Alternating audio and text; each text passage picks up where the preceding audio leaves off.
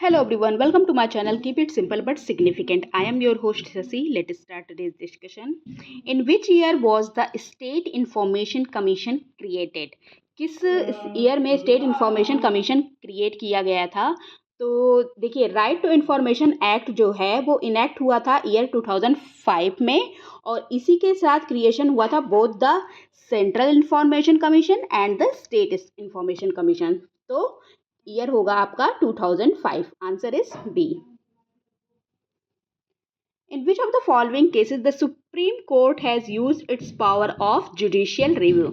Judicial review को supreme court ने कहाँ पे यूज़ किया है?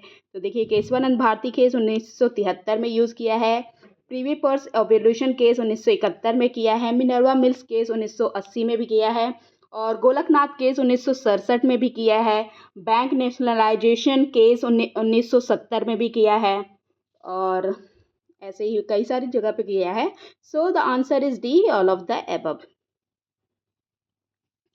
In how much time the vacant post of president should be field? President की जो वैकेंट पोस्ट है कितने दिन में फिल हो जानी चाहिए? तो ये है 6 मंथ। आंसर इज सी। और ये आर्टिकल दिया है 62 क्लॉज 2 में।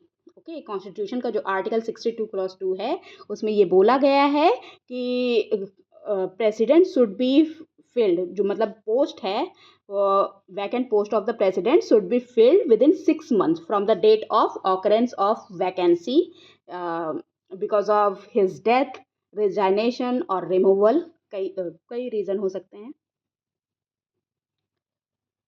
Who was the vice president of the executive council formed during the interim government in 1946?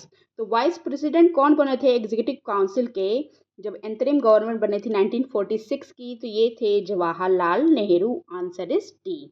और ये इंटरिम गवर्नमेंट जो थी ये अनाउंस हुई थी 24 अगस्त 1946 को।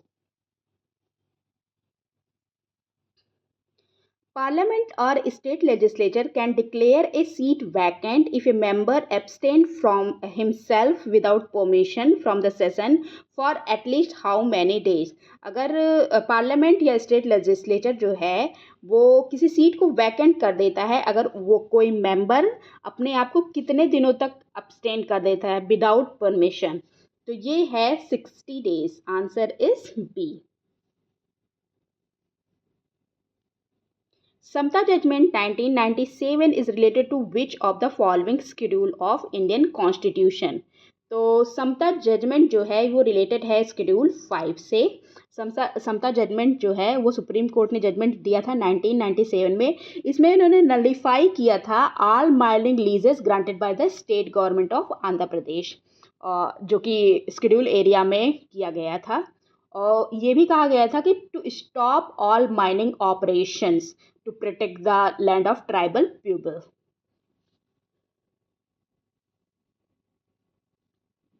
Which among the following fundamental rights has been most controversial? कौन सा फंडामेंटल राइट था जो कि मोस्ट कंट्रोवर्शियल था? तो ये था राइट टू प्रॉपर्टी। इसको बाद में हटा दिया गया। इसको कर्टेल किया गया कब?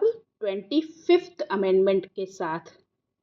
25th अमेंडमेंट एक्ट हुआ था 1971 में, जिसमें राइट टू प्रॉपर्टी को फंडामेंटल राइट से हटा दिया गया और इसको रखा गया 300A में as a legal right.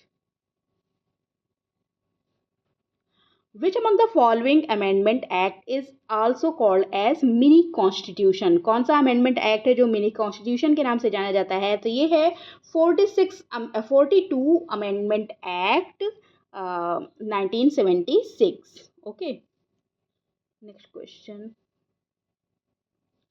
The accounts of which of the following are not audited by CAG? CAG के द्वारा किसका अकाउंट ऑडिट नहीं किया जाता? तो ये है म्यूनिसिपल इंस्टीट्यूशन का। Answer is a. Constitution 73rd Amendment Act 1992 makes provision for the three-tier system of Panchayati Raj for all the states having population of above। तो 3-tier सिस्टम पंचायती राज के लिए बनाया जाएगा अगर उनकी जो पॉपुलेशन है उस स्टेट की के कितनी 20 लाख से ज़्यादा। Answer is B. Okay, to provide 3-tier system of Panchayati Raj for all the state having population of over 20 lakh. और ये जो पंचायती राज इलेक्शन होगा वो रेगुलरली एवरी 5 ईयर्स पे होगा।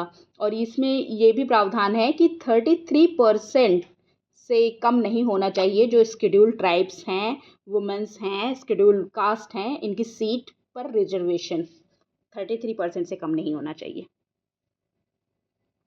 That's all for today. If you like my video, please do like, comment, share and subscribe. Thank you.